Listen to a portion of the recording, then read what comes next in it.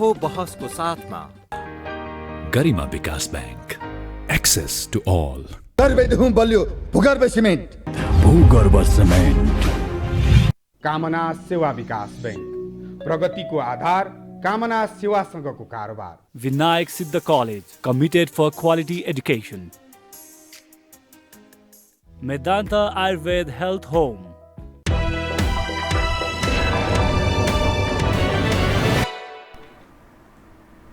नमस्कार, यो बहसमा म यहाँहरूलाई हार्दिक स्वागत गर्दछु।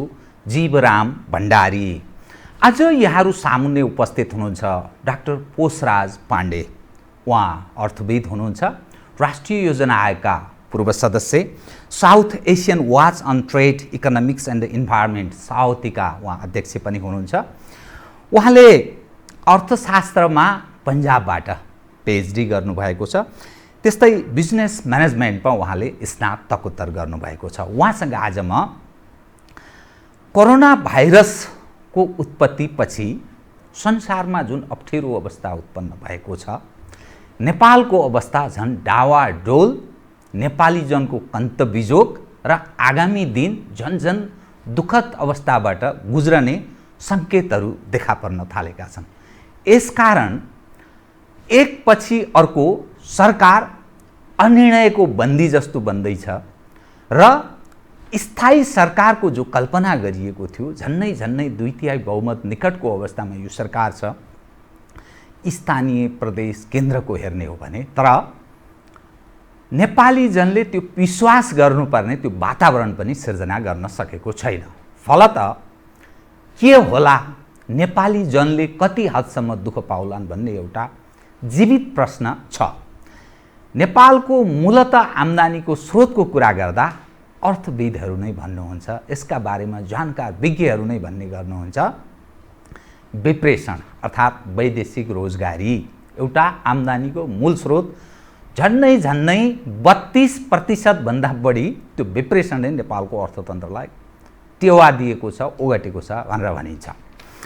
त्यसै गरी पर्यटनलाई अर्को एउटा आम्दानीको आधार मानिन्छ। त्यो डाक्टर पाण्डेले अहिले थप त्यसको पनि उल्लेख गर्नुहोला, यहाँहरू सामुन्ने प्रस्तुत गर्नुहोला।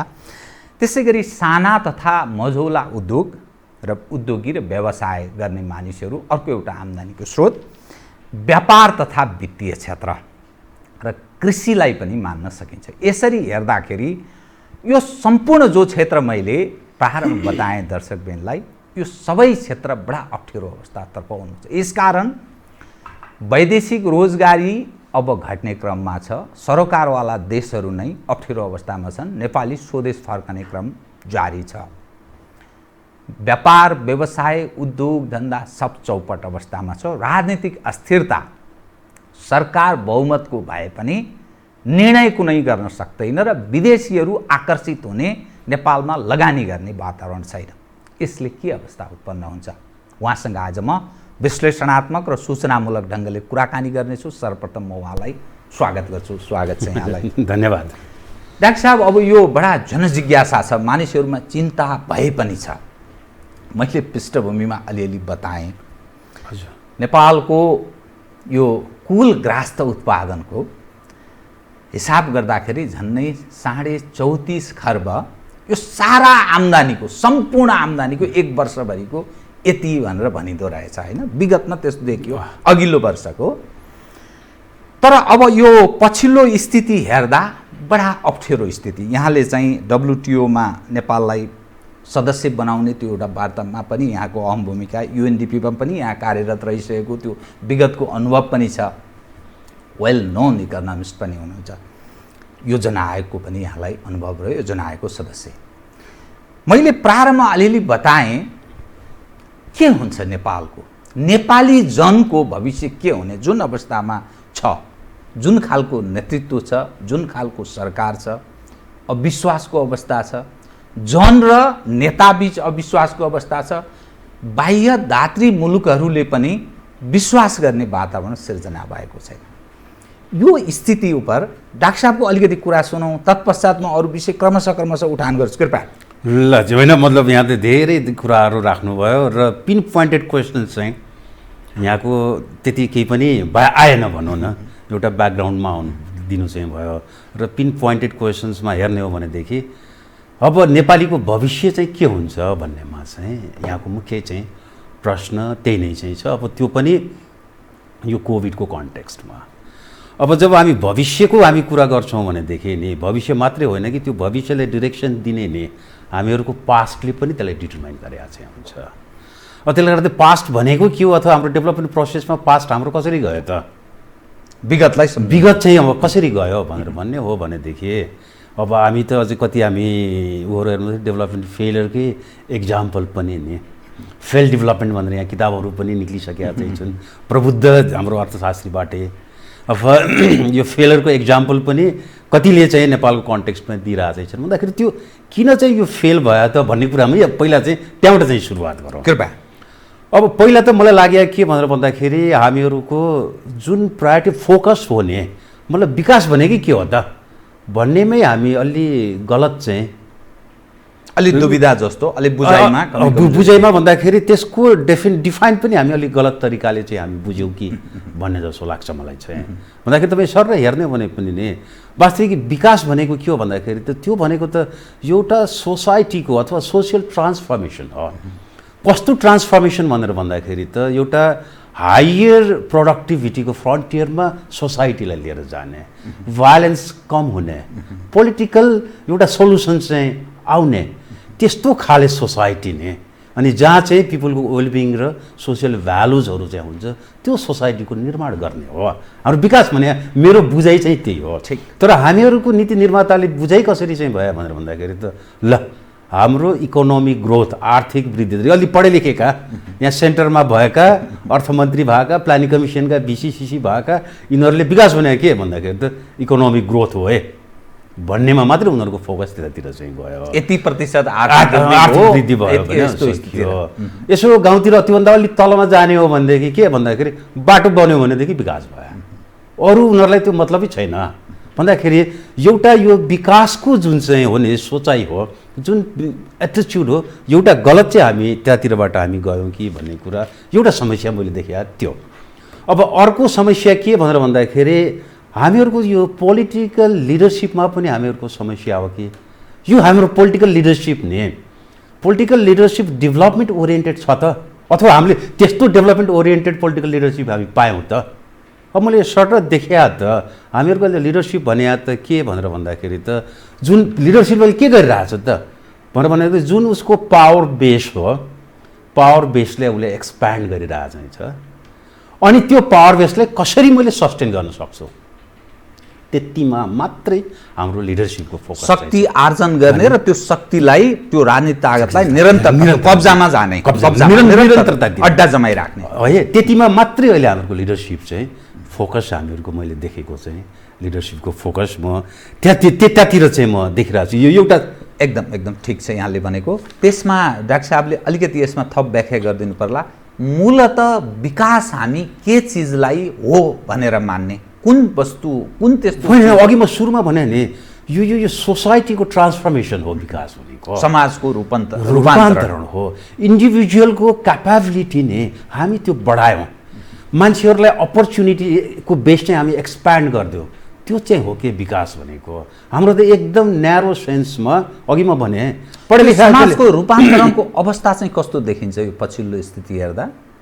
होइन अब अहिलेको पछिल्लो स्थिति हेर्दाखेरि केही हदसम्म नै मतलब इफ तपाईँ कम्पेयर गर्नुहोस् 1990 र अब अहिलेको नै तपाईँ 46 सालको कुरामा त्यही त 30 वर्ष पूर्वको अवस्था र अब 30 वर्षपछिको वर्ष भन्दाखेरि अलिकति यो सोसियल उसमा चाहिँ अलिकति इम्प्रुभ चाहिँ भएको चाहिँ छ भन्दा तपाईँ इन्फेन्ट मोर्टालिटीकै कुरा चाहिँ गरौँ लाइफ एक्सपेक्टेन्सीको कुरा गरौँ त्यसलामा 56-57 वर्ष थियो अहिले के अरे लगभग 68-69 वर्षमा केही सुधार चाहिँ भयो सोसियल सेक्टरमा त्यो भएको छ। तर प्रश्न के हो भनेर भन्दाखेरि जुन अपेक्षित स्पिड हो नि त्यो स्पिडमा हामीले त्यो अचिभ गर्यौँ या एउटा नेचुरल त मान्छे ऊ गर्यो भनेदेखि रुख लगायो त भनेदेखि पानी नाले पनि बढ्छ स्पिडमा हामीले त्यो प्राप्त गर्न सकेको छैनौँ।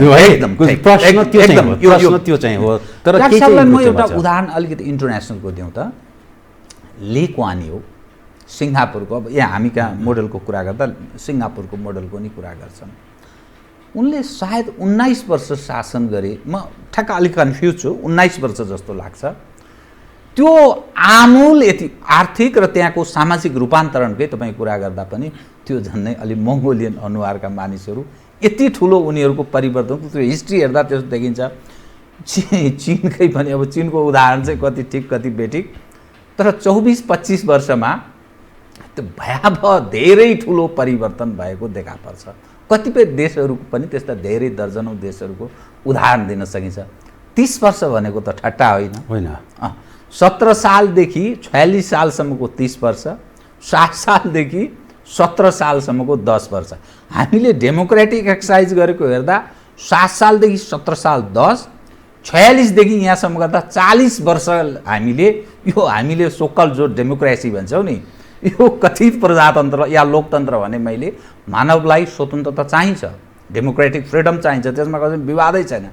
तर जुन अवस्थामा हामी छौँ के यसैमा चाहिँ आनन्द मान्ने, अर्थात् यही विकासको मोडेल, यही क्वालिटीको डेमोक्रेसीमा हामी सन्तुष्ट हुन सक्ने अवस्था छ? पिपुलको कुरा गरिरहेको छु, तपाईँलाई र मलाई धेरै छुँदैन, किनभने हाम्रो मैले अघिमै भनेको कुरासँगै म लिङ्क गरौँ। जस्तो लिक्वान युको यहाँले चाहिँ अथवा सिङ्गापुरको यहाँले कुरा गर्नुभयो भन्दाखेरि अघि म भने त्यो लिडरसिपको कुरा चाहिँ अघि म जुन राखेको चाहिँ नेतृत्वको यहाँले जुन त्यो लिडरसिप हो, सिङ्गापुरले त्यो लिडरसिप चाहिँ पायो, त्यो लिडरसिप चाहिँ पायो। अझै तपाईँको त सिङ्गापुरले त लिक्वान युले त्यही अर्ली 70s सिङ्गापुरलाई मैले कोलम्बो जस्तो बनाउँछु भनेर पब्लिक स्टेटमेन्ट दिएको मान्छे हो। श्रीलङ्काको उदाहरण दिएको मान्छे। एम्बिसन चाहिँ त्यति मासम्म मात्रै थियो, तर बिस्तारै त्यो हालतमा थियो, त्यति एम्बिसन लिएर गएको एउटा फ्याक्टर थियो। अनि अघि यहाँले चाहिँ जुन चाहिँ भन्नुभयो त्यही त यो सोसियल ट्रान्सफरेन्स भन्दाखेरि अघि म एउटा कुरा चाहिँ म राखेको चाहिँ थिएँ भन्दाखेरि पोलिटिकल सोल्युसन पनि त्यो डेभलपमेन्टले दिनुपर्छ क्या। विकास त्यो पोलिटिकल सोल्युसन भएन भनेदेखि हामी त्यसले विकास चाहिँ हामी चाहिँ त्यति बढ्न चाहिँ हामी सक्दैनौँ, मान्दैनौँ। त्यसले गर्दा नेपालको कन्टेक्स्टमा यो पोलिटिकल सोल्युसन दियो के डाक्टर साहबको सुनौ त, पोलिटिकल सोल्युसन दियो, यो याद दिएको छैन, यो पछिल्लो परिवर्तन यो नै भनेर भन्दाखेरि तपाईँको अब नेपालकोमा हेर्ने भनेदेखि मैले त्यही भएर यो डेभलपमेन्टमा यो फिल्ड डेभलपमेन्टको ऊ पनि के अरे एक्जाम्पल पनि हुनसक्छ भनेर म भनेको कारण एभ्री 10 इयर्समा हामी नेपालमा आन्दोलन अथवा क्रान्ति के भन्ने चाहिँ नेपालको कटु सत्य हो। कटु अब त्यो चाहिँ छ हगे। अब अहिले हामीहरूको अहिलेको जुन नयाँ संविधान पनि अहिले हामी ल्यायौँ, के अरे संविधान सभाबाट आएको संविधान भन्यो। अब एउटा क्वेसन, अब यसले पनि के हाम्रो त्यो पोलिटिकल सोल्युसन यसले दिएको छ त? स्थायी राजनीतिक समाधान त्यो दिएको चाहिँ छ त भनेर भन्दाखेरि त अहिले तपाईँ सबै हेर्नुहोस्, यो अर्थ अब डेभलपमेन्टकै कुरा गर्ने हो भनेदेखि अब त्यहाँ चाहिँ छ हामी समाजवाद उन्मुख अर्थतन्त्र बनाउने भनेर हामी भनेका चाहिँ छौँ। अघि अब यो समाजवाद भन्ने कुरा चाहिँ समाजवादतिर जाने भन्ने कुरा हामी प्रिएम्बलमै हामी राखेका चाहिँ छौँ। तर यो त्यो संविधानमा लेखेको समाजवाद के हो त? मैले त बुझेको छैन। कस्तो समाजवादको यो हामी चाहिँ कुरा गरिरहेको छौँ? मतलब क्लासिकल तपाईँको समाज सोसियलिजमको कुरा गर्ने हो भनेदेखि दुईवटा कुरा चाहिँ हुन्छ भन्दा जुन चाहिँ मिन्स अफ प्रोडक्सन, उत्पादनको साधनको ओनरसिप चाहिँ पब्लिकको हुने हो अथवा कमन ओनरसिप चाहिँ एउटा थियो, अनि अर्को चाहिँ प्राइभेट प्रोपर्टी, व्यक्तिगत सम्पत्तिको एभोल्युसन। यी दुईवटा चाहिँ के फ्याक्टर हुन् क्लासिकल सोसियलिजम? कि हामी त्यो डिरेक्सनमा हामी जान खोजिया हो, जाँदैछौँ? खै मलाई थाहा छैन। अथवा तपाईँको मार्क्सले भने जस्तो क्यापिटलिजमलाई डिस्ट्रोय गरेको अघि, अनि त्यसपछि कम्युनिजम चाहिँ हामी एचिभ नगरेको बिचको ट्रान्जिसन पिरियड हो यो समाजवाद। कि हामी त्यही समाजवादको हामी कुरा गरेका छौँ, या जेएस मिलले भने जस्तो लिबरल मतलब सोसियलिजमको हामी कुरा गरिरहेका छौँ, या हामी मार्केट सोसियलिजमको हामी कुरा गरिरहेछौँ, या नन मार्केट सोसियलिजमको हामी कुरा गरिरहेका छौँ भनेर भन्दाखेरि त त्यो कुरै क्लियर चाहिँ छैन। अर्थतन्त्रको अथवा आर्थिक नीतिको सम्बन्धमा पनि हामीहरूको त्यो क्ल्यारिटी छैन भनेदेखि हामी कुन डिरेक्सनमा चाहिँ हामी जाँदैछौँ त? बडा दुविधा एकदम।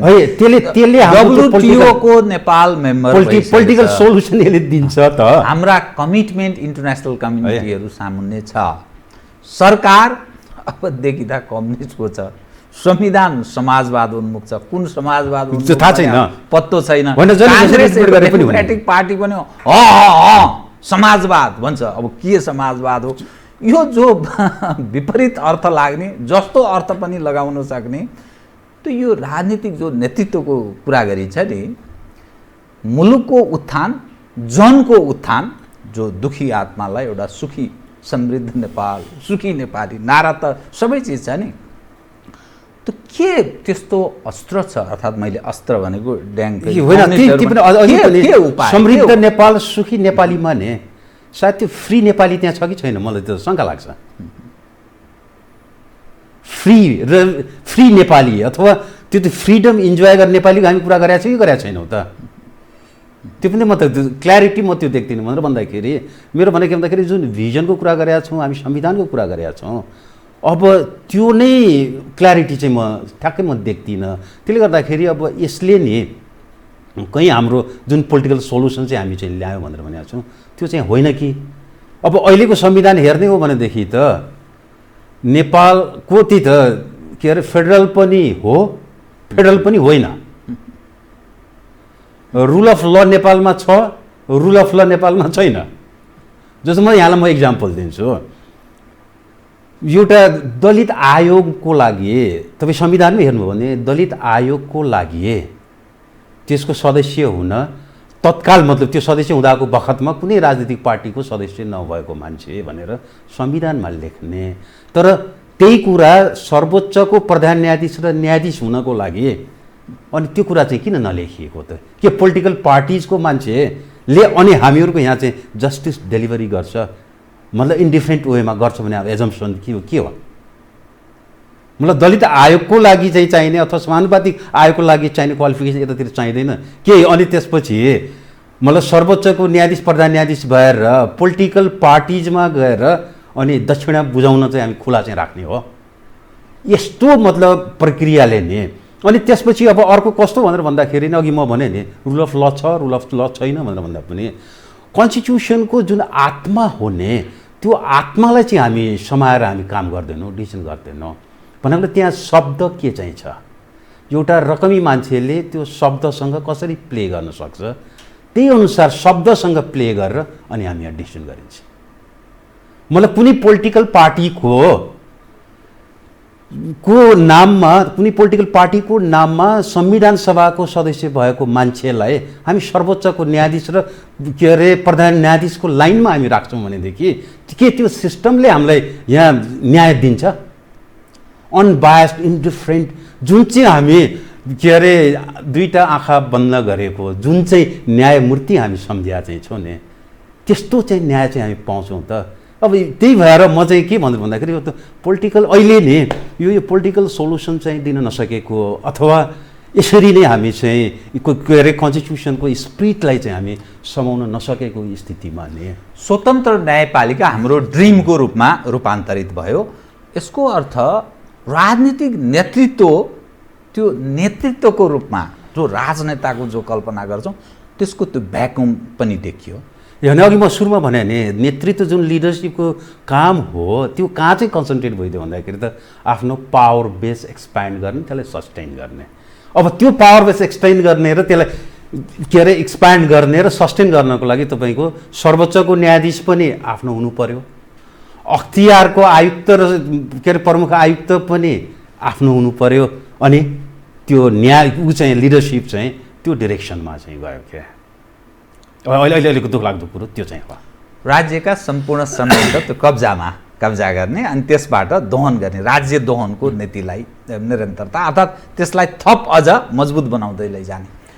त्यो डाक्टर साहब यो जुन अवस्थामा नेपाल परिणत भएको छ भनेर म भन्छु, जुन अवस्थामा थप कसिँदै नेपाली जनता झन् दुखी हुँदै यो समग्र तस्बिरले के देखाउँदछ भने आगामी दिन झन् अप्ठ्यारो अवस्थामा नेपाली जन र नेपाल राष्ट्र प्रवेश गर्दैछ। यसकारण बेरोजगार बढोत्तरीमा छ, उद्योग धन्दा व्यापार व्यवसायको यो अभिगत छ, कोरोना भाइरससँगै अयोग्य राजनीतिक नेतृत्वको मुलुकमा पकडका कारण आगामी दिन अनुकूल हुने सम्भावना पनि क्षीण छ।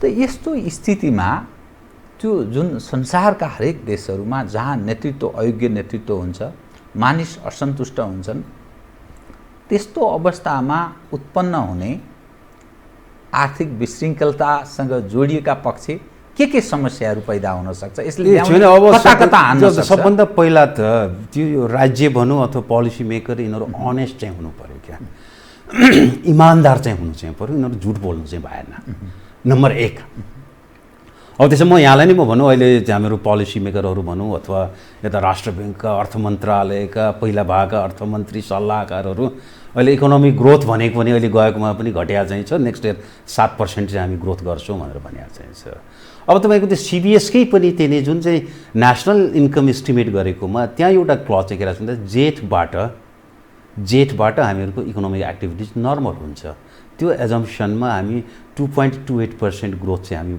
प्रोजेक्ट चाहिँ गरे है इस्टिमेट त्यही गरे भनेर त्यहाँ लेखेकै छ अब जेठ पछि के हाम्रो इकोनोमिक एक्टिभिटिज नर्मल भयो त्यो भएन भनेदेखि त्यसलाई रिभिजन गर्ने के त्यही नै हामीहरूको अझै 2.3% चाहिँ छ भनेर चाहिँ हामी हिँड्ने भन्दाखेरि यदि ग्राउन्ड रियालिटीको एसेसमेन्ट नै हामी गलत तरिकाले गर्छौँ भनेदेखि त पोलिसी नै हामी गलत चाहिँ आउँछ नि यो एउटा फ्याक्टर त्यसले गर्दाखेरि एउटा अनेस्टली ग्राउन्ड रियालिटी के चाहिँ छ त्यतातिर चाहिँ हामी एनालिसिस गरेर पोलिसी गरेनौँ आफ्नो कमी कमजोरीलाई ढाकछोप गर्ने मात्रै हामी कुरा चाहिँ हामी गर्छौँ न्यारेटिभ्स त्यसरी डेभलप गर्छौँ भनेदेखि त्यसले चाहिँ राइट काइन्ड अफ के अरे पोलिसी चाहिँ त्यसले चाहिँ दिँदैन एउटा नम्बर 1 अब नम्बर 2 कोभिडको कन्टेक्स्टमा भन्यो भनेदेखि अहिले हामीहरूको प्रायोरिटी हुनुपर्ने के भन्दाखेरि त्यो दुईवटा कुरा हो एउटा त लाइफ नि मान्छेको जीवन चाहिँ बचाउनु पर्यो अनि त्यसपछि अर्को मान्छेको जनजीविका बचाउनु पर्यो यी दुईटा मात्रै अहिले चाहिँ गर्ने कुरा हो प्राथमिकता यी दुईटा हुनुपर्ने अब त्यतातिर चाहिँ अब हामी फोकस भएको नि देख्दैनौँ भन्दाखेरि अब अहिले जुन चाहिँ हामीहरूको लकडाउन पिरियड भनेर हामी राख्यौँ लकडाउन पिरियड भने त हामीले टाइम बाई गरे हो त त्यो बाई गरेको टाइममा उधारो लिएको टाइममा हामीले त हामीहरूको हेल्थको इन्फ्रास्ट्रक्चर हेल्थ सिस्टम त्यसलाई स्ट्रेन्थन गर्नुपर्ने बेला चाहिँ थियो त्यसलाई हामी केही गरेनौँ अब अहिले आएर हामी के अरे आइसियु युनिट पनि पुरा भरिसक्यो भेन्टिलेटर पनि भरिसक्यो घरबाट ननिक्लनु अथवा के अरे बेसरी चाहिँ बेहोसी नहुन्जेलसम्म हस्पिटल पनि नआउनु भनेर त्यसरी फुक्नु पर्छ सरकारले ह्यान्डसअप गरिसक्यो भन्दाखेरि त्यतातिर पनि त्यति रेस्पोन्सिबल पाएन अनि अब अर्कोतिर म जीविकाको कुरा गर्ने भन्दाखेरि दुईवटा जीविकाकोमा एउटा कोही पनि भोकले चाहिँ नमरोस् भन्ने चाहिँ एउटा सरकारको त्यो दायित्व हो त्यो ग्यारेन्टी चाहिँ सरकारले दिन्छ अभिभावकको रूपमा अभिभावकीय गार्जियन लोक कल्याणकारी राज्यको जो कल्पना गरिएको त्यो चाहिँ भन्दाखेरि त्यो चाहिँ भोकले मर्ने चाहिँ अनि अर्को चाहिँ कुनै पनि इकोनोमिक युनिट इन्टरप्राइजहरू चाहिँ छ बन्द व्यवसाय छ भनेदेखि कुनै पनि टाट उल्टेर बन्द गर्न नपरोस् त्यतिमा फोकस गर्नुपर्ने तर अब अहिले हाम्रो यो सरकारले यतातिर यो केही काम गर्यो त म त खासै त्यति गरेको म देख्दिनँ सुरुमा 2-4 दिन एउटा फ्याड ने एउटा फोटो खिच्ने अनि त्यसपछि फेसबुकमा के अरे अपलोड गर्ने हिसाब किताबले 2-4 जना लोकल बडिजकाले कतातिर के बाँडेको कतातिर के गरेको देखेँ अहिले ती पनि सेलाएर गइसके केही पनि छैन आज म न्युज सुन्दै थिएँ सडकमा यही चाबेलमा आज बिहान चाहिँ म गर्दाखेरि कुन पत्रिकामा आएको एउटा 60-62 वर्षको मान्छे सडकमा कोभिड पोजिटिभको लिएर त्यो फोक्सै फुट्ने गरेर खोकेर बसिरहेको थियो सडकमा छ भनेर न्युजमा सुन्दै थिएँ भन्दा त्यो राज्यको त्यो दायित्व होइन त्यस्तो मान्छेको टेक केयर गर्नु पर्दैन भने एउटा त्यो अनि अब अर्को बजेट पनि ल्याए अथवा मन्ट्री पोलिसीले अलिकति राहत नि त्यो कसलाई भन्दाखेरि त यो व्यवसायीहरूलाई चाहिँ अलिकति त्यसले राहत दिएको चाहिँ छ तर हामीहरूको बजेटबाट मैले कुनै पनि के अरे राहतका कुराहरू नि यो जनजीविका बचाउने कुराको चाहिँ म त्यो देखाएको चाहिँ छैन त्यसले गर्दाखेरि त्यो पार्टमा पनि हामीहरूको राज्य चाहिँ फेलियर चाहिँ भयो तपाईँको अफगानिस्तानको अथवा पाकिस्तानकै कुरा गर्ने हो भने पनि नि उनीहरूले पिपुललाई पैसा पुऱ्याइदिएको चाहिँ छ अब अहिलेको स्थिति तपाईँ अहिले त्यही त डेटामै जाने भने लगभग 80 लाख जस्तो हाम्रो मान्छे काम गरेको छ के अरे यसमा इन्फर्मल फर्मल गरेको छ त्यसमध्येमा इन्फर्मल भनेको नि लगभग 60 लाख जस्तो चाहिँ हाम्रो इन्फर्मल चाहिँ छ अनौपचारिक क्षेत्रमा भन्ती भने के भनेर भन्दाखेरि त डेली वेजमा दैनिक ज्यालादारीमा काम गर्ने मान्छे हुन् गुजारा या मतलब आफ्नै नि सानो चिया पसल बनाएको छ अनि त्यही चाहिँ आफ्नो सेल्फ इम्प्लोइड नि त्यस्तो खाले मान्छे हुन् त्यसमध्येमा लगभग अहिलेको इस्टिमेसनमा 40 लाख जसोको त्यो गयो कि भन्ने नि आइएलओकै इस्टिमेसनसँग चाहिँ हामी म्याच गर्ने 40 लाख जसोको त्यो चाहिँ उनीहरूको जुन के अरे व्यवसाय अथवा जागिर हो त्यो गयो कि जस्तो देखिन्छ। नेपालको नेपालको 40 लाख 40 यो आन्तरिक यो गृह घर यो क्षेत्र नेपाल भित्रैको 40 लाख थप बेरोजगार भएको अर्थात् अप्ठ्यारो अवस्थामा प्रवेश गरेको। अनि त्यसपछि तपाईँको राष्ट्र ब्याङ्कै उसमा चाहिँ हेर्ने हो भनेदेखि नि राष्ट्र ब्याङ्कै स्टडी हामी हेर्ने हो भनेदेखि तपाईँको 61% इकोनोमिक युनिटहरू बन्द छ, पुरै चलेको भनेको जम्मा 4% चाहिँ छ। अब त्यो स्थितिमा रोजगारी पनि मान्छेको जाने भयो, कति सेल्फ इम्प्लोइड छ भनेदेखि उनीहरू पनि नजाने भयो। त्यसलाई चाहिँ राष्ट्रले नि राज्यले उनीहरूलाई चाहिँ एज ए गार्जियन नै विचार गर्नुपर्ने कि नपर्ने। पाकिस्तानले समेत 40% अफ द पपुलेसन उनीहरूलाई अलिकति नि रिलिफको प्याकेज उनीहरूले दिएर छ अथवा उनीहरूको हातमा पैसा पुर्याइदिएको छ। अफगानिस्तान पनि त्यो ढङ्गले प्रायोरिटीमा पिपुललाई प्राथमिकतामा राखेर काम गरिरहेछ। अफगानिस्तानको जस्तो अवस्थामा पनि हामी छैनौँ। अहिले कोभिडको कन्टेक्स्ट र कोभिडको जुन चाहिँ रिलिफको कुरा चाहिँ छ त्यसमा त हामी अफगानिस्तानको लेभलमा पनि छैन। कस्ता शासकहरू होइन, मतलब हामी चाहिँ त्यही त म केटाकेटी हुँदा त्यही त देखेको हुँदा परेको बेलामा हिरा पनि फोर्नुपर्छ भनेर भन्छ क्या। अहिले नि राज्यले अरू यो बेसी त्यही त मान्छेलाई चाहिँ मान्छेको जीवन बचाउने भोकै नमरोस् भन्नको लागि अहिले हिरा समेत फोर्नुपर्ने बेला हो क्या। खोइ अब राज्यले कर उठाउने बागहरू केही गर्दैन निरन्तर, त्यो त बढोत्तरीमा छ, झन् बढाउने काम होइन। अब अर्थविद संसारको सबभन्दा विद्वान अर्थमन्त्री हुनुभयो अनि फेरि जानुभयो। होइन, मतलब अहिले तपाईँको अहिले म सर्वमा भेट्दै अहिले नै पार्लियामेन्ट पनि बसिया चाहिँ छैन, ऊ पनि छैन भनेर भन्दाखेरि अर्थमन्त्रीले जति पनि संवैधानिक ऊ चाहिँ छ निकायहरू चाहिँ छ उनीहरूको तलब आधा गरिदिने भनेर भन्दै कति राम्रो हुन्थ्यो। त्यो पैसा नि तपाईँको यो गरिब गुरुवामा खान्न बाबुले राख्दै कति राम्रो हुन्थ्यो। अथवा अहिले तपाईँको बजेटमै हेर्नुभयो भने अरबौँको त्यहाँ बजेट चाहिँ तपाईँको भ्रमण खर्च भनेर राखेको चाहिँ छ। अहिलेको बेलामा भ्रमण हुन्छ अथवा भ्रमण कसरी गर्छन् त्यो पैसा ल्याएर यतापट्टि खर्च गर्न सकिन्छ। अथवा अलिकति हामी करप्सनलाई पनि कन्ट्रोल गर्ने हो, रिसोर्स छैन भन्नेमा म मान्दिनँ। भनेको तपाईँको अहिले जुन चाहिँ गभर्मेन्टको टोटल बजेट भनेको अहिले त्यही त 1200-1300 अरब चाहिँ हुन्छ। अब त्यसमा कति तलब सलब छुट्याउने हो भनेदेखि त बाँकी त तपाईँको त सरकारी खरिदारी हो। अब त्यो अहिले चलेको कोही जोसँग कुरा गरे पनि 10% त सबैले कुरा गर्छ भने होइन, त्यो 10% मात्रै बचाउने हो भने पनि नि हामी त 100 अरब त हामी त त्यही नै जेनेरेट गर्न सक्छौँ त। त्यो विदेशीसँग हामी करप्सन मात्रै हामी यहाँ चेक गर्ने हो भनेदेखि अब यसको लागि त्यो विदेशीसँग हात फैलाउनु पर्ने त्यो स्थिति छैन। भ्रष्टाचार रोक्ने हो भने मात्रै पनि विदेशीसँग हामीले हात फैलाउनु पर्दैन। अहिलेको यो कोभिडको स्थितिमा सबै जनतालाई खुवाउनको लागि त्यो गर्नुपर्ने स्थिति चाहिँ छैन।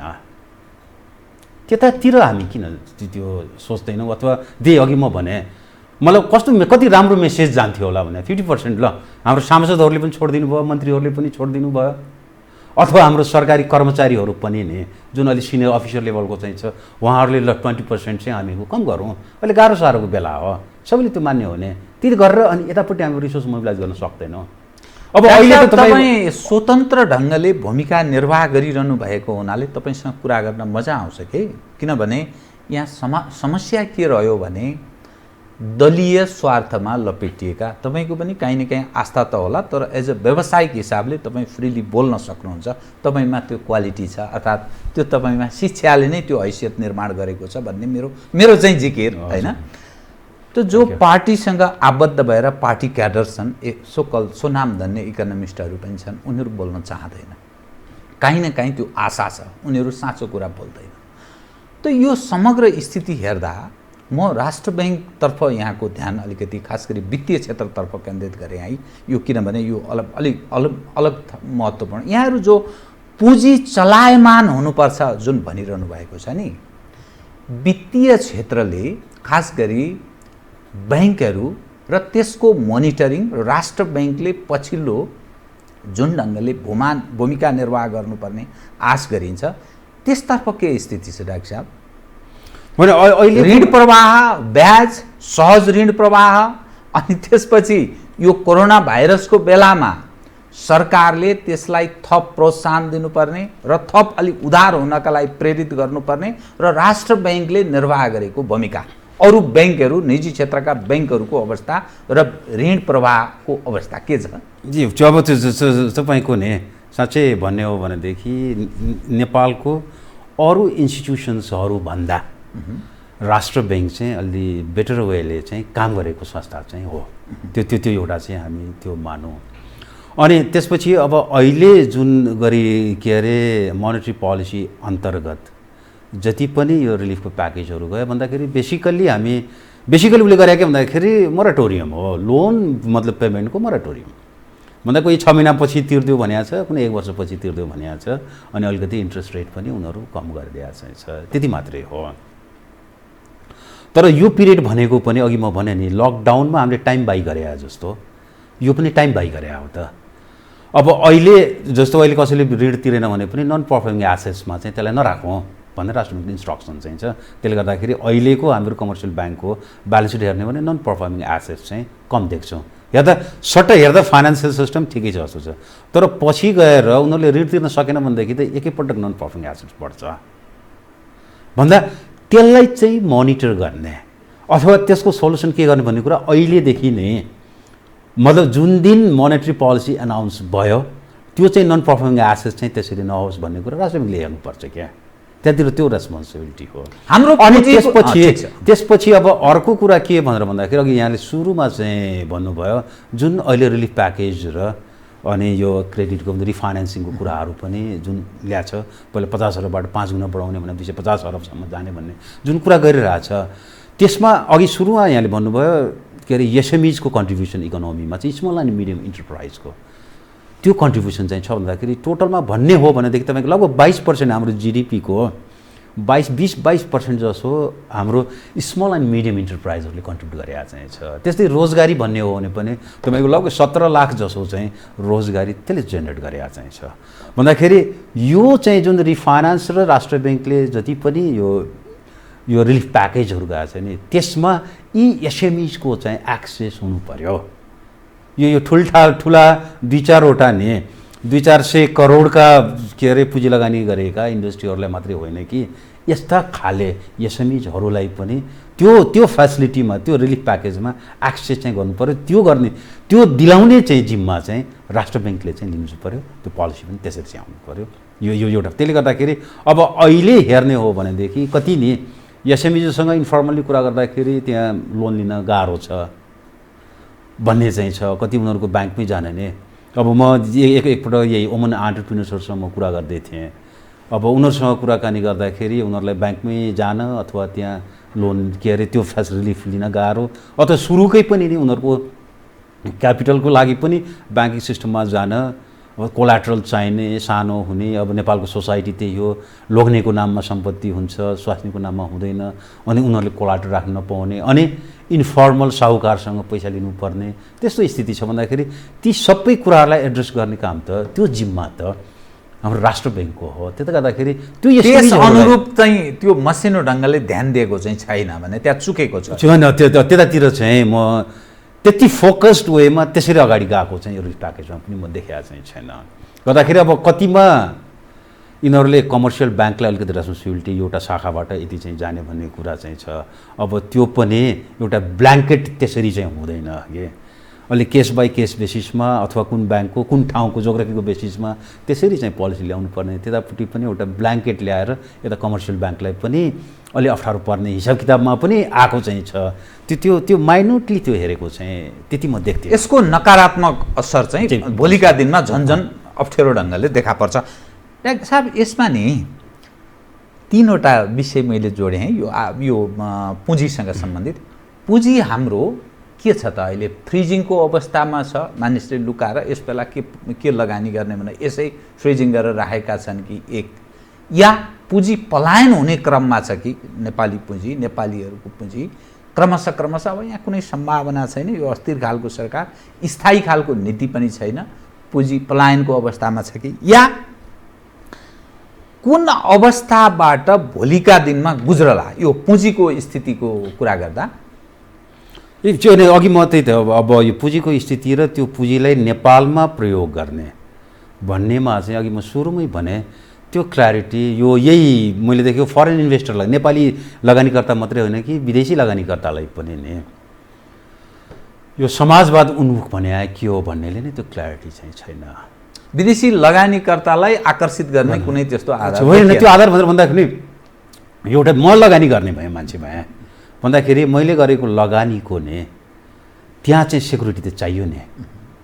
अब अहिले कन्स्टिट्युसनमा भएको प्रोभिजनले हेर्ने हो भनेदेखि नि कुनै पनि बेला त्यहाँ राख्नु चाहिँ फेरि कन्ट्राडिक्टी चाहिँ छ, सम्पत्तिको अधिकार भनेर त्यहाँ राखेको चाहिँ छ, तर त्यसलाई पनि म्यानिपुलेट गरेर नि मेरो प्रोपर्टी नै जाने हो कि जान सक्छ भन्ने नि त्यो एउटा डर चाहिँ छ, एउटा फ्याक्टर त्यो हो। अनि अर्को चाहिँ तपाईँको जुन यहाँको के अरे हामीहरूको डोमेस्टिक इन्भेस्टर्सहरूकै कुराकानी गर्ने हो भने पनि नि उनीहरूले यो इकोनोमीको बारेमा त्यति कन्फिडेन्स चाहिँ म देख्दिनँ।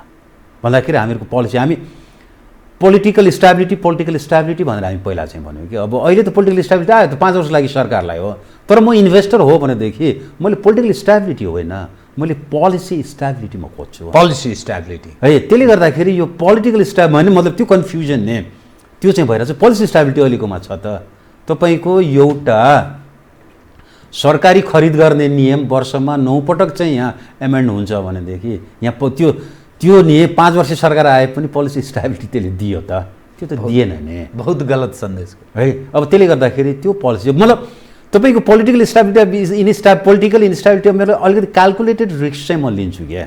पोलिटिकल इन्स्टेबिलिटी भए पनि म क्यालकुलेटेड रिस्कमा पोलिसी स्ट्याबिलिटी हुन्छ भने त्यो क्यालकुलेटेड रिस्क चाहिँ लिन्छु। तर अब पोलिटिकल भन्दा पोलिसी स्ट्याबिलिटी चाहिँ महत्त्वपूर्ण त्यसले अनसर्टेनिटी क्रिएट गरिदियो, त्यहाँ चाहिँ इन्भेस्ट गर्न सकिन्छ। त्यसले गर्दाखेरि पनि अहिले त्यो कन्फिडेन्स चाहिँ म देख्दिनँ अघि, त्यसले गर्दाखेरि पनि अलिक हेजिटेन्ट चाहिँ छ। यो पुँजी किन चलायमान किन भएन? यो कहाँ गयो? हामी कहाँको जो आन्तरिक पुँजी छ यो पलायनको स्थितिमा छ या के कहाँ छ त यो पुँजी? होइन अब अपर्च्युनिटी छैन, त्यसले गर्दाखेरि कहाँ गयो भनेर भन्दाखेरि नि तपाईँको मैले नि मसँग तपाईँलाई म इक्जाम्पल म राखौँ, मसँग 10 करोड छ, म 10 करोड रुपियाँ मैले एउटा त प्रोडक्ट म लगानी गर्न सक्छु मसँग भएको अप्सन। अर्को मैले जग्गा किनेर म लालपुर र सिरानीमा हालेर म सुत्न सक्छु, अथवा अर्को म इक्जाम्पल दिएको अर्को सेयर मार्केटमा म गर्छु के अरे लगानी गरेर म बस्न सक्छु। पर भन्दाखेरि त्यो मेरो पुँजी चाहिँ 10 करोड गरेर एउटा इन्डस्ट्रीमा लगाउने हो भनेदेखि त्यसलाई 2 वर्ष लाग्ला, जस्टेसन पिरियड, मसिन ल्याउनु पऱ्यो, जग्गा किन्नु पऱ्यो। अब त्यसमा मैले 50 जना कामदार लगाउने हो भने त्यो कामदारको लफडा चाहिँ अनेक चाहिँ यो पोलिटिकल एङ्गलले हेरेर त्यो अनेक लफडा चाहिँ छ। अनि त्यसपछि ब्युरोक्राट्सहरूसँग त्यो चाकडी गर्नुपर्ने, कता के गर्नुपर्ने, त्यो झमेलामा जानुभन्दा म चाहिँ जग्गा किनेर लालपुर र सिरानीमा राखेर सुतेँ भने त 10 करोडको जग्गा 1 वर्षपछि मेरो 12 करोड हुन्छ अनुत्पादक क्षेत्रमा लगानी। त्यसले गर्दाखेरि जुन भयो नि यो प्रोडक्टिभ सेक्टरमा भन्दा पनि नि हामीहरूको त्यस्तो सेक्टरमा चाहिँ के अरे लगानी भएको चाहिँ देखिया चाहिँ छ। तर अहिले अलिकति प्रोडक्टिभ सेक्टर भनेर भन्दाखेरि 2वटा सेक्टरमा चाहिँ म राम्रै इन्भेस्टमेन्ट भएको चाहिँ देख्छु। एउटा त हाइड्रोमा चाहिँ आएको चाहिँ छ इन्भेस्टमेन्ट, अनि अर्को सिमेन्टमा नै, त्यसमा हाइड्रो र सिमेन्ट भन्दा नेचुरल रिसोर्सलाई युज गर्ने सेक्टरमा चाहिँ हामीहरूको इन्भेस्टमेन्ट आएको चाहिँ छ। अब त्यो मैले युज भने that could be exploitation okay, त्यो राज्यसँग के चाहिँ छ, तर इन्भेस्टमेन्ट चाहिँ त्यतातिर आएको चाहिँ छ। नत्र भने अरूमा चाहिँ हाम्रो लगानीकर्ताहरूले त्यति प्रोस्पेक्ट त्यति कन्फिडेन्स चाहिँ भएको चाहिँ छैन, त्यो भएर आएको पनि छैन। अनि अब अर्को चाहिँ फ्याक्टर के भनेर भन्दाखेरि कतिमा त हामी कम्पिट गर्न सक्ने स्थिति पनि छैन, प्रतिस्पर्धा प्रतिस्पर्धा के आन्तरिक कि विदेशी होइन, विदेशीसँग पनि हाम्रो प्रतिस्पर्धा गर्न सक्ने स्थिति चाहिँ छैन। त्यसले गर्दा हामी ठुलो रेक्टरमा उत्पादन गर्न सक्ने उद्योगहरू धेरै होइन। अब हामी अब म नि यो उसको कुरा गर्दाखेरि प्रतिस्पर्धाको कुरा गर्दाखेरि अब हामी त्यति डिटेलमा त्यो पोलिसी मेकरले त्यो बुझेको पनि छैन अघि। अहिले तपाईँसँगै कुरा गर्ने हो भनेदेखि नेपाल इन्डियाको ट्रेड एग्रिमेन्ट जुन व्यापार सन्धि चाहिँ छ, त्यो व्यापार सन्धिबाट नेपालले मात्रै फाइदा लिएको चाहिँ छ भन्ने धेरैलाई नै, अथवा इन्डियन त 100%लाई नै त्यही नै चाहिँ छ, नेपालीलाई पनि त्यही नै चाहिँ छ के भन्दाखेरि वास्तविकता के हो भन्दाखेरि नेपालले जुन म्यानुफ्याक्चर इन्डस्ट्रियल गुड्स हो उनीहरूमा चाहिँ इन्डियाले सहुलियत दिएको चाहिँ छ, हामीहरूले दिएको चाहिँ छैन, त्यो नन रेसिप्रोकल चाहिँ हो। तर एग्रिकल्चर र प्राइमरी प्रडक्ट्स जुन चाहिँ छ नि त्यसमा चाहिँ नेपालले पनि शून्य भन्सार लगाउँछ, इन्डियाले पनि शून्य भन्सार लगाउँछ। त्यो रेसिप्रोकल हो। अब यो स्थितिमा तपाईँको कृषिको अब हामी कसरी चाहिँ हामी कम्पिटिटिभ हुने त? हिन्दुस्तानले, इन्डियाले तपाईँको यसमा धानमै भनौँ या गहुँमै भनौँ टोटल आउटपुटको लगभग एभरेजमा 20% जसो उनीहरू सब्सिडी चाहिँ आउँछ कि बिजुलीदेखि लिएर मलखादको सब्सिडिज भन्ने हो भनेदेखि हामी कहाँ सब्सिडीको अवस्था के छ भन्दा 20% चाहिँ छ, उनीहरूले सब्सिडी दिएको छ। अब हामीहरूको त त्यो छैन नि। अब यो हामीहरूको फार्मरहरू उनीहरू एकदम मेहनती छ, कम्पिट गर्न सक्छ, इन्डियन फार्मरसँग कम्पिट गर्न सक्छ, तर इन्डियन ट्रेजरीसँग त यिनीहरू कम्पिट गर्न सक्दैन नि। हामीहरूले कसरी यो एग्रिमेन्ट इन्डिया नेपाल इन्डियाको ट्रेड एग्रिमेन्टबाट हामीहरूको एउटा गाउँमा हलो जोतेको किसानलाई इन्डियाको ट्रेजरीसँग चाहिँ कम्पिट गर्नुपर्ने स्थिति चाहिँ हामी चाहिँ एग्रिमेन्टबाट ल्याछौँ, गराइदिया चाहिँ छौँ। गरिब दिन दुखी र किसान मारा प्रकृतिको सरकार अब हामीलाई त्यस्तो निरन्तर त्यस्तो रहेछ। त्यो एग्रिमेन्टलाई त्यो एग्रिमेन्ट भनेको नि तपाईँको भयो के अरे 40-45 वर्ष चाहिँ भइसक्यो त्यस्तो एग्रिमेन्ट चाहिँ हामी भएको भने त्यतिर हामी सोच्नु पर्दैन थियो।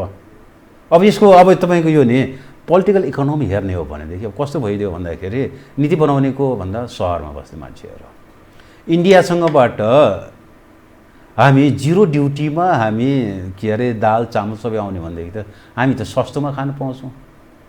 पोलिसी मेकरको त्यो एउटा फ्याक्टर भयो। अर्को इन्डस्ट्रियलिस्टको कुरा पनि के चाहिँ भइदियो, सस्तो खान पाउनु हरेक नागरिकको त्यो सस्तोमा ल्याइदिएको छु मैले सस्तोमा।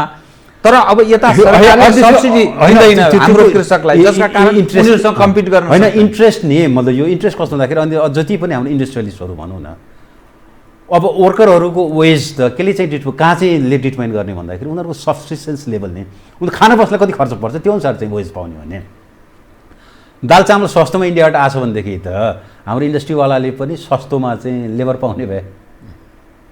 अब यो चाहिँ इन्ट्रेस्ट कन्भर्ज भयो कसको एगेन्स्टमा गइदियो भन्दाखेरि त फार्मरको एगेन्स्टमा, उत्पादकको खिलाफमा गइदियो। बिचौलिया लाभमा जाने भए त्यो उपभोक्ता र उत्पादक चाहिँ मर्ने स्थिति त्यो चाहिँ भन्दाखेरि त्यसरी नै मतलब निटी ग्रिटीमा हेरेर त्यसको इम्प्लिकेसन के छ भन्ने नि हामीहरूको यहाँ त त्यो चलन पनि भएन। अनि त्यसपछि यहाँ हाम्रो धेरै कस्तो भइदियो भन्दाखेरि त यो पदैन विद्वानले चाहिँ धेरै भयो। पदैन विद्वान अनि त्यही नै पदैन विद्वान चाहिँ कसले गराउँछ भन्दाखेरि त्यो सरकारले गराउँछ। फेरि पदैन विद्वान मलाई रमाइलो लाग्छ कि अहिले तपाईँहरूको यस्तै तपाईँकै प्रोग्राममा हेर्दाखेरि पनि नि कहिले म हेर्छु। हाम्रो त बाध्यता अब सोखल अब म हेर्छु हस्पिटलमा बिरामी जाँच्दै गरेको डाक्टरलाई अनि राजदूत बनाएर पठाइदिन्छन् है कि। अब ऊ राजदूत हुने बित्तिकै ऊ फरेन पोलिसी एक्सपर्ट चाहिँ भइदिन्छ। अनि ऊ फर्केर आएपछि नेपालमा फरेन पोलिसीको डिबेट गर्नु पर्यो भनेदेखि as a foreign policy expert पदैन विद्वान। अनि होइन त्यो डिबेटमा मात्रै आउने होइन, यो जुन चाहिँ सरकारको मसिनरी चाहिँ छ नि त्यो मसिनरीले पनि उसैलाई रिकगनाइज गरेर अनि के अरे एक्सपर्टको रूपमा उसलाई राखेको हुन्छ। अथवा मतलब यतातिर डेभलपमेन्ट इस्युजमै भन्ने हो भने पनि नि कहाँ घरको नक्सा बनाइरहेकोलाई प्लानिङ कमिसनको सदस्य बनाइदिन्छ या उपाध्यक्ष बनाइदिन्छ अघि। अनि त्यही मान्छे चाहिँ अनि पछि त्यो त सरकारले बनाइदिएको अनि त्यहाँबाट छुटेपछि त्यहाँबाट के अरे प्लानिङ कमिसन निक्लिएपछि अनि डेभलपमेन्ट हुन्छ अनि डेभलपमेन्ट थिङ्कर डेभलपमेन्ट एक्सपर्ट भएर अनि उसैको उसमा चाहिँ आउँछ भन्दाखेरि अब यसरी नै यो पदैन विद्वान पदैन एक्सपर्टले मतलब रियल होइन कि पदैन एक्सपर्टकै भ्युज अथवा उनीहरूकै विचारले चलेको चाहिँ हो मुलुक हो। त्यो त्यति भएर डेफ्थमा गएर त्यो एनालाइसिस गर्ने त्यो एक्सपर्टलाई नि कोही पनि एक्सपर्टलाई नि अनि त्यसलाई रिकगनाइज गर्ने त्यसलाई रेस्पेक्ट त्यो कल्चरै भएन। डाक्टर साहब म यसमा अलिकति फरक अलग ढङ्गले जस्तो यहाँले आन्तरिक हाम्रो उद्योग धन्दा व्यापार व्यवसायका कारण जो मजौला खाले लगायत कृषि घरेलु विभिन्न 40 लाख नेपालभित्र मानिस बेरोजगार भएको टेन्टेटिभ अर्को एउटा पनि म तपाईँलाई भनौँ अहिले कोभिडको कारणले पहिला हामीहरूको अहिले उसको चाहिँ डेटा चाहिँ हामी हेर्ने हो भनेदेखि नेसनल प्लानिङ कमिसनको डेटामा तपाईँको 16% जस्तो गरिबीको रेखा मुनि भएको भनेर राखेको चाहिँ छ 16%। 16%। तर कोभिडको कारणले वर्ल्ड ब्याङ्कको रिपोर्टमा लगभग 32% यसको डबल चाहिँ हामीहरूको गरिबीको रेखामुनि जान सक्ने रिस्क भएको मान्छेहरू भनेर विश्व ब्याङ्कले नै राखेको चाहिँ छ अघि त्यो तोकेको चाहिँ छ। त्यो भनेको कति भन्दाखेरि त लगभग तपाईँको 50 लाख मान्छेहरू हो। लगभग 50 लाख विश्व ब्याङ्कको आँकडा विश्व ब्याङ्कको आँकडा अनुसार तिनीहरूको जिम्मा यो सरकार एकाउन्टेबल मतलब स्टेट नि एकाउन्टेबल हुनुपर्ने कि नपर्ने। त्यो गरिबीको रेखामुनि भनेको के डे टु डे गुजारा गर्ने सङ्कटग्रस्त अवस्थाबाट गुज्रेको मानिस। तपाईँको मान्छेको शरीरलाई चाहिने जुन मिनिमम क्यालोरी हो त्यो क्यालोरी पुर्याउनको लागि चाहिने खाद्यान्नहरू खान लाग्ने पैसा अनि त्यसपछि एक सरो त्यो लुगासुगा लाउन चाहिने पैसा त्यसो अनुसार चाहिँ के अरे बेसिक निड्स भनौँ न आधारभूत आवश्यकता त्यो पुरा गर्न चाहिने वञ्चित रहेको त्यसबाट त्यतिसम्म आम्दानी नभएको मान्छेलाई चाहिँ हामी गरिबको रेखामुनि भनेर 50 लाखलाई डे टु डे सरकारले हेर्नुपर्ने अवस्था रहेछ आन्तरिक देशभित्रको कुरा गर्दा। अनि यो वैदेशिक रोजगारीको कुरा गर्दा नि औपचारिक अनौपचारिकबाट सूचना आए अनुसार 50 देखि 70 लाख नेपालीहरू विदेशमा रोजगारी गर्छन् गुजाराका लागि जसको कारण त्यो डिप्रेसन जसले नेपालको ठुलो हिस्सा आम्दानीको हिस्सा ओगटेको छ त्यो डिप्रेसनबाट।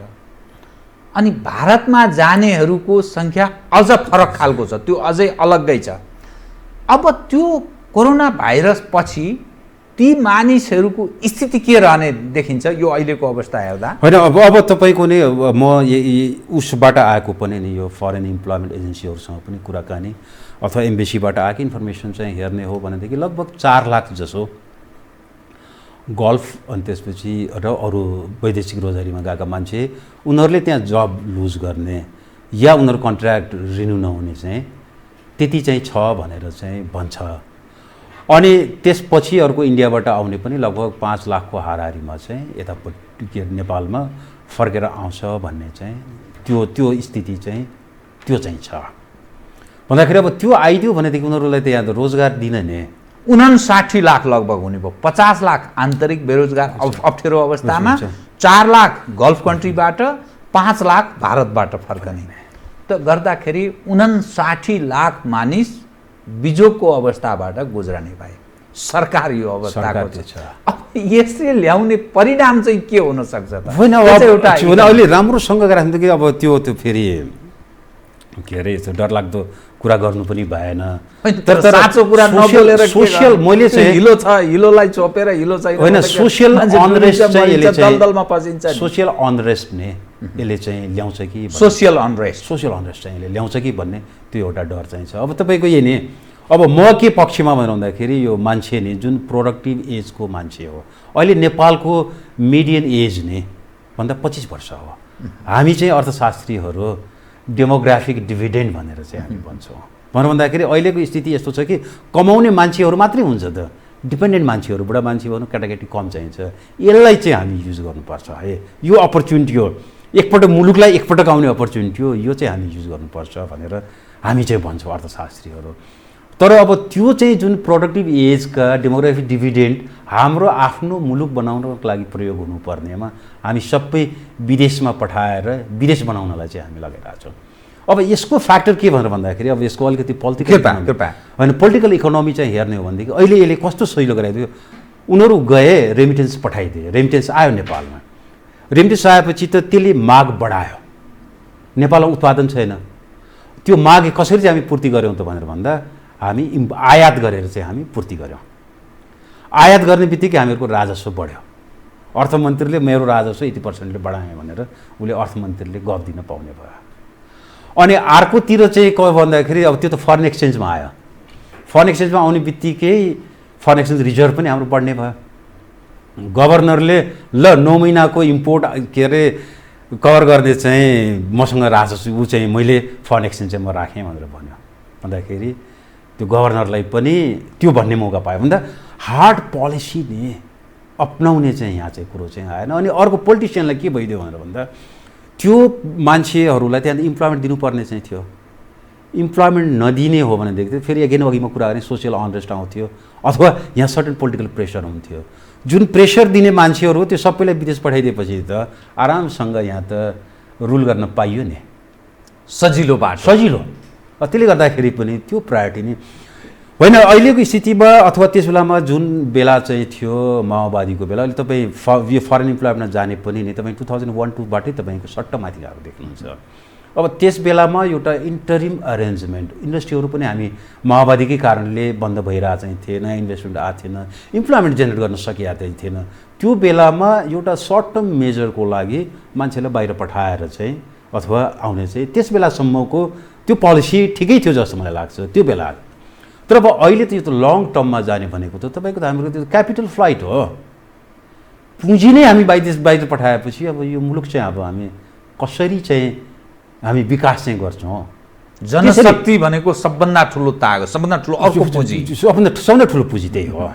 अब त्यसले गर्दाखेरि नि मतलब अघि म त्यही विकासकै कुरा गर्नु भन्दा विकास भनेकै अब एउटा नि तपाईँको एउटा असल र उत्पादनशील नागरिक उत्पादन गर्नु नै विकास हो मेरो लागि। बहुत ठिक भन्नुभयो। अब डाक्टर साहब, अब म कार्यक्रमको अन्त्यतिर आएँ कि 2-3वटा विषय एकैचोटि सोध्नु पऱ्यो, भ्याइ नै भएन। पर्यटनको एउटा नेपालको आम्दानीको अर्को महत्त्वपूर्ण स्रोतको रूपमा पर्यटन भनेर भनिन्छ, यथार्थमा पर्यटनको के हो?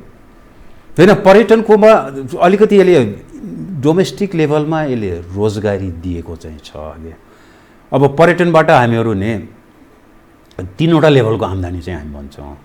एउटा डाइरेक्ट बेनिफिट, अर्को इन्डाइरेक्ट बेनिफिट, अर्को इन्ड्युस्ड बेनिफिट भनेर भन्छौँ। तर अब यो पर्यटनबाट हामीहरूको इन्डाइरेक्ट बेनिफिट र इन्ड्युस्ड बेनिफिट चाहिँ अलिकति छ। अघि त्यही पनि यो हामीहरूको वर्ल्ड टुरिज्म अर्गनाइजेसन WTO को एस्टिमेसन हेर्ने भनेदेखि नेपालको 7% जसो चाहिँ टुरिज्मको, यो 3टा जोडेर टुरिज्मको हाम्रो कन्ट्रिब्युसन चाहिँ छ। अघि तर तपाईँको डाइरेक्ट बेनिफिट ने भन्ने जुन फरेन एक्सचेन्जको कुरा गर्छौँ, डाइरेक्ट बेनिफिट भने त तपाईँको 70 अरब पनि हुँदैन त। ठुलो हिस्सा ओकर त्यो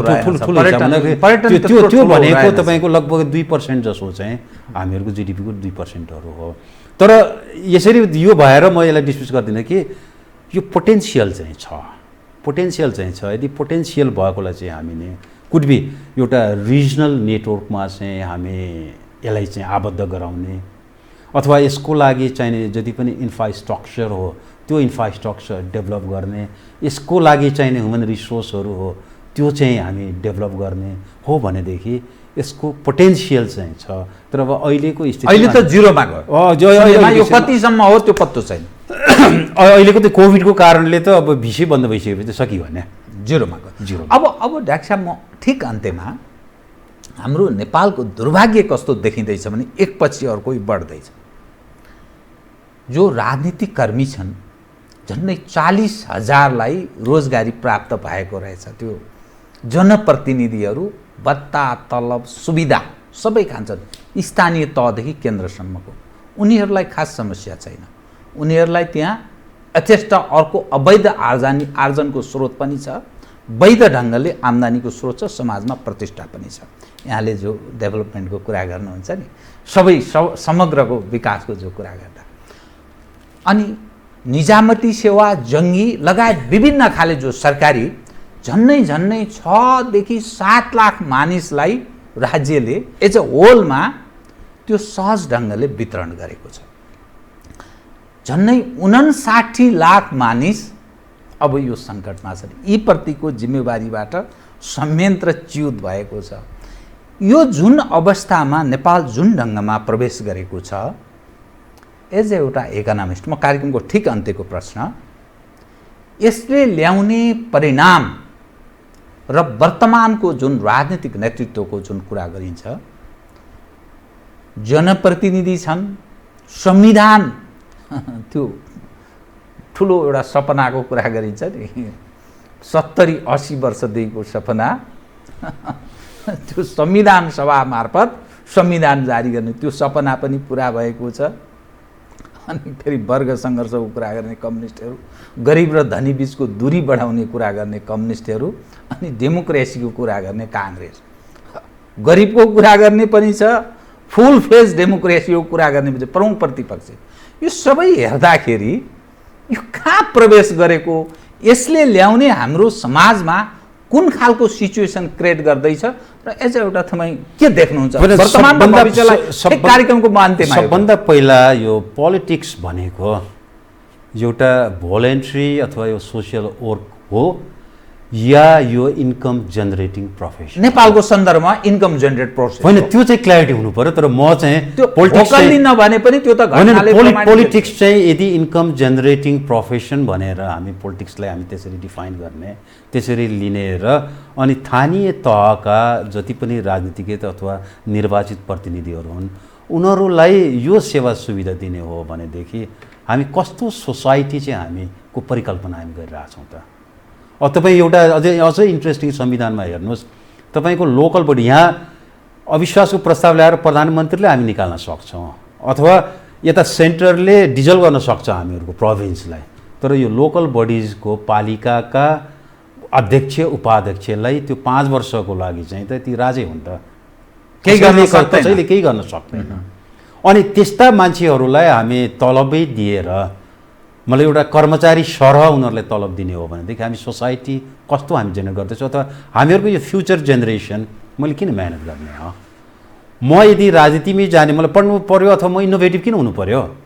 म गाउँमा बस्ने अथवा म त्यही राजनीतितिरै गर्ने, अब कति कन्टेक्स्टमा त राजनीति भने त द्याट्स द कम्बिनेसन, गुन्डागर्दी फटाइ अथवा अलिकति नलेजको अलिकति सोसल राजनीतिमा अपराधीकरणको आएकै छ। त्यो सबैको ककटेल चाहिँ हो अघि, त्यो त्यही ककटेलमा चाहिँ म गरेँ त भइगयो नि, किन म पढ्ने मेहनत गर्ने इनोभेटिभ हुने भन्ने सोसाइटीलाई नै अथवा न्यू जेनेरेसनलाई हामी त्यस्तो इक्जाम्पल दिन लागिरहेछौँ कि त्यसले गर्दाखेरि यो अहिले जसरी चलिरहेछ यो यसले हामीहरूको राज्यको जुन चाहिँ रिसोर्स हो नि त्यो ड्रेन गर्ने मात्रै होइन कि हामीहरूको यो नयाँ जेनेरेसनलाई पनि डिफ्रेन्ट डिरेक्सनमा चाहिँ हामी ओरिएन्ट चाहिँ गर्दैछौँ कि भन्ने नि त्यो चाहिँ मलाई चाहिँ डर लाग्छ। त्यसले गर्दाखेरि यो स्थानीय प्रतिनिधिहरूलाई जुन अहिले सेवा सुविधाको कुरो चाहिँ आज यो परिपाटी चाहिँ यो सही परिपाटी चाहिँ मलाई लाग्दैन, यस्तो चाहिँ गर्नु चाहिँ हुँदैन।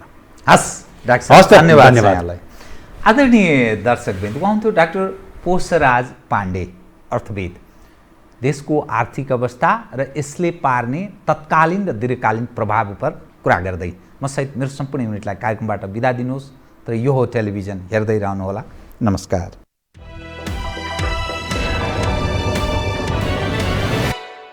यो हो बहसको साथमा गरिमा विकास बैंक, एक्सेस टु ऑल। गर्वेदहुँ बलियो भूगर्भ सिमेन्ट। भूगर्भ सिमेन्ट। कामना सेवा विकास बैंक, प्रगतिको आधार कामना सेवासँगको कारोबार। Vinayak Siddha College, committed for quality education. Medanta Ayurved Health Home,